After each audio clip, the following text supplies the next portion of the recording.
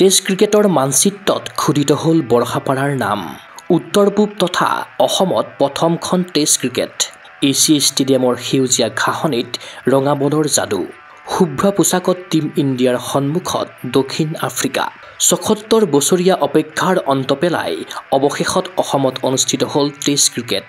ভাৰত আৰু দক্ষিণ আফ্ৰিকাৰ মাজত টেষ্ট শৃংখলাৰ দ্বিতীয়খন মেচ অনুষ্ঠিত হ'ল বৰষাপাৰাৰ AC ষ্টেডিয়ামত।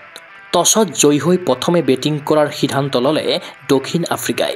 হাতত ৰঙা বল লৈ সাজু হ'ল ভাৰতীয় ক্ৰিকেট দলৰ দুৰ্ধৰ্ষ বলাৰ যশপ্ৰীত বুমৰাহ। সন্মুখত দক্ষিণ আফ্ৰিকাৰ তাৰকা বেটাৰ ইডেন মাৰ্ক্ৰাম। বুমৰাহৰ হাতেৰে প্ৰথমটো বল পিটছত পৰাৰ লগে লগে গুৱাহাটীত আৰম্ভ হ'ল গান্ধী মেণ্ডেলা ছিৰিজৰ অন্তিম তথা দ্বিতীয়খন টেষ্ট।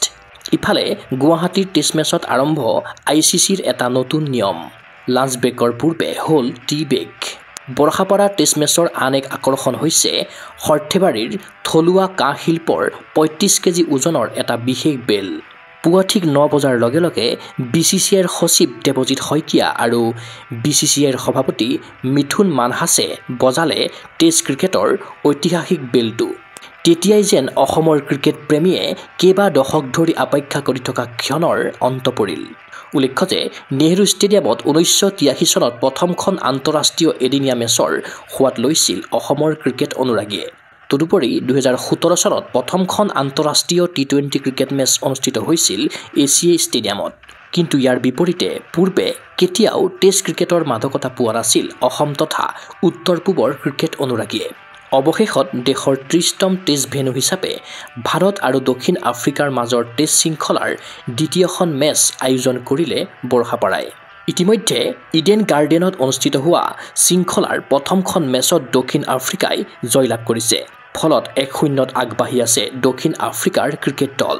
গতিকে বৰষাপাৰাৰ মাটিত অধিনায়ক ঋষভ পন্তৰ নেতৃত্বত দ্বিতীয় টেষ্টত টীম ইণ্ডিয়া জয়ী হোৱাটো কামনা কৰিছে ভাৰতীয় ক্ৰিকেট অনুৰাগীয়ে। News desk report Gogo sports এনি। ফিজিকেল এডুকেশ্যন বিষয়ত ডিগ্ৰী পাঠ্যক্ৰমৰ কাৰণে অসম তথা উত্তৰ পূৰ্বাঞ্চলৰ প্ৰথমখন শিক্ষানুষ্ঠান অভিৰুচি ইনষ্টিটিউট অৱ ফিজিকেল এডুকেশ্যন। ২ বছৰীয়া ফিজিকেল এডুকেশ্যনৰ BPEd পাঠ্যক্ৰম আৰু 4 বছৰীয়া BPES পাঠ্যক্ৰমৰ বাবে নামভৰ্তি চলি আছে। বিতংকৈ জানিবৰ বাবে আজিয়েই যোগাযোগ কৰক। যোগাযোগৰ নম্বৰসমূহ হৈছে 9435100098, 7002233540, 88765210998, ৱেবছাইট www.aipguwahati.in।